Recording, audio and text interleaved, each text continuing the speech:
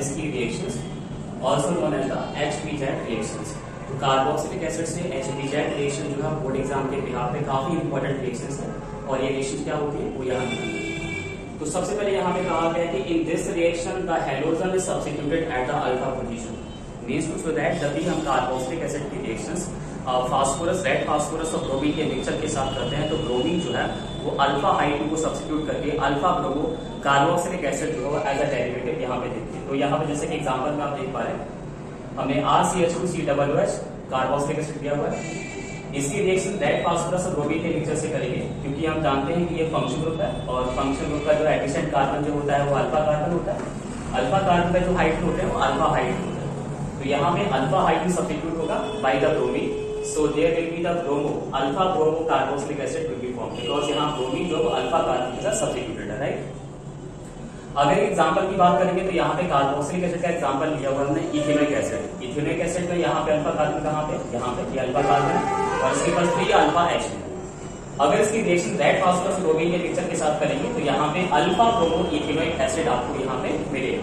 So this is the example of the HBZ reactions. Now we are going to discuss about the mechanism. तो mechanism में क्या होता है कि जो रेड फास्फोरस है वो ब्रोमीन के साथ जब रिएक्ट करता है तो वो ट्राई ब्रोमो सब्स्टिट्यूटेंट और पेंटा ब्रोमो सब्स्टिट्यूटेंट फॉर्म करता है, मतलब कि फास्फोरस ट्राइब्रोमाइड और फास्फोरस पेंटाब्रोमाइड। अब ये क्या करते हैं, ये रिएक्शन इनिशिएटर्स होते हैं, रिएक्शन को इनिशिएट करते हैं, यानी कि एक Br नेगेटिव टाइप की न्यूक्लियोफाइल हमें प्रोवाइड करते हैं। तो हमने यहाँ पे क्या किया हुआ, यहाँ पे कार्बोक्सिलिक एसिड लिया RCH2COOH, यहाँ पे हमने क्या लिया Br negative which is the nucleophile provided by PbR3 और PbR5, राइट।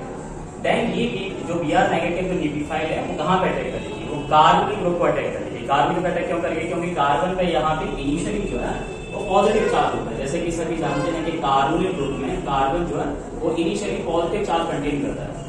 तो ये जो न्यूक्लियोफाइल है वो यहाँ अटैक करेगी और इसके अटैक से जो OH नेगेटिव यानी कि हाइड्रोक्साइड जो न्यूक्लियोफाइल है वो यहाँ से एलिमिनेट हो जाएगी। तो माइनस यहाँ पे OH नेगेटिव आ जाएगा। उसके बाद क्या होगा, यहाँ पे जो Br है वो प्रेजेंटली यहाँ पे कार्बोनिल ग्रुप से यहाँ पे अटेंशन, और आपको पता है कि कार्बोनिल ग्रुप पे यहाँ पे ऑक्सीजन भी है डबल बॉन्ड के साथ और Br भी है। तो क्या होगा कि जब कार्बन से 2 बड़े यहाँ पे न्यूक्लियोफाइल अटैच होंगे यानी कि मोर इलेक्ट्रॉन डेंस वाले न्यूक्लियोफाइल यहाँ पे अटैच होंगे तो यहाँ पे डायरेक्टली इंटर जो वो मॉलिक्यूल अनस्टेबल हो जाएगा। तो ये कार्बन अपनी इस अनस्टेबिलिटी को, अपनी स्टेरिक हिंडरेंस को न्यूट्रलाइज करने के लिए क्या करेगा, अल्फा हाइड्रोजन, इसकी अल्फा अल्फा हाइड्रोजन है इसको सब्स्टिट्यूट करेगा। तो क्या होगा, ये हाइड्रोजन यहाँ से एलिमिनेट होकर के ऑक्सीजन पे ट्रांसफर होगा। तो यहाँ से जो बॉन्ड यहाँ पे रिलीज होगा वो यहाँ पे कार्बन बिटवीन कार्बन क्या करेगा, मल्टीपल बॉन्ड का फॉर्मेशन करेगा और H जो है यहाँ पे आ जाएगा। तो हमने यहाँ पे लिखा हुआ है due to steric hindrance hydride shifting will take place. तो क्या होगा, इस कार्बन अल्फा कार्बन और ये वाला जो कार्बन है इनके बीच में यहाँ पे पाई बॉन्ड का फॉर्मेशन हो जाएगा और हाइड्रोजन एटम सब्स्टिट्यूट होकर के यहाँ पे ऑक्सीजन पे पहुंच जाएगा। तो यहाँ पे हाइड्रोक्सी ग्रुप आ जाएगा।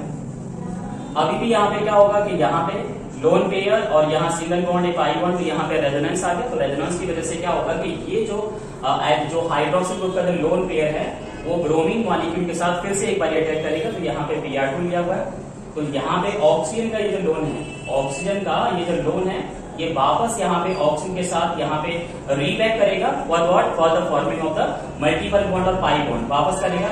तो यहाँ कार्बन और कार्बन के बीच में ये जो पाई बॉन्ड है ये यहाँ से रिलीज होकर के कहाँ करेगा, ब्रोमीन को अटैक करेगा और ब्रोमीन को इस वाली पोजीशन पे यानी कि इस कार्बन के साथ यहाँ पे अटैच कर देगा और यहाँ पे इनके बीच में ये जो सिग्मा बॉन्डिंग है ब्रेकडाउन होगी और यहाँ से Br नेगेटिव जो न्यूक्लियोफाइल है वो रिलीज हो जाएगा जो हमने स्टार्टिंग में लिया था। तो स्टार्टिंग में जो Br नेगेटिव लिया था उसे यहाँ पे रिलीज कर दिया। अब क्या होगा, ऐसा करने पर क्या होगा, इस वाले अल्फा कार्बन के साथ ब्रोमीन को अटैच हो जाएगा लेकिन ऑक्सीजन पे क्या आएगा, ऑक्सीजन का पॉजिटिव चार्ज आ जाएगा। अब ऑक्सीजन अपने पॉजिटिव चार्ज को कैसे यहाँ पर रिलीज करेगा, वो यहाँ पे हाइड्रोजन के साथ अपनी सिग्मा बॉन्डिंग ब्रेकडाउन करेगा और कार्बोनिल ग्रुप बनाने के लिए वापस रिबैक करेगा, वापस कार्बन ग्रुप बनाएगा। तो यहाँ पे -H पॉजिटिव हमने रिलीज कर दिया। अब ये वाला जो H पॉजिटिव यहाँ बनता है और यहाँ पे जो OH नेगेटिव जो बनता है ये दोनों कंबाइन करके क्या बनाएंगे, वाटर बनाएंगे, वाटर का फॉर्मेशन करेंगे। तो अब यहाँ पे कार्बन और ऑक्सीजन के बीच में वापस पाई बॉन्ड बनने से ये वापस कार्बोनिल ग्रुप बन गया and it is again favourable for the nucleophilic addition. तो यहाँ पे फिर से यहाँ पे कार्बन ग्रुप बनने की वजह से यहाँ पे न्यूक्लियोफिलिक एडिशन के लिए तैयार है क्योंकि कार्बन पर फिर से एक बार जो है पॉजिटिव और ऑक्सीजन पर नेगेटिव। तो हम क्या करेंगे, अब इसका एसिडिक हाइड्रोलाइसिस करेंगे तो यहाँ पे जो OH नेगेटिव फाइल मिलेगी वापस यहाँ पे कार्बोनाइल को अटैक करेगी और Br को यहाँ पे सब्स्टिट्यूट कर देगी। तो क्या होगा, यहाँ पे OH आ जाएगा और यहाँ पे जो HBr है वो रिलीज हो जाएगा। अल्टीमेटली आपका वही compound alpha bromo substituted monocarboxylic acid आपको मिल जाएगा। So this is a very important reaction as the exam purpose. I hope you will understand very well. Thank you for watching this video.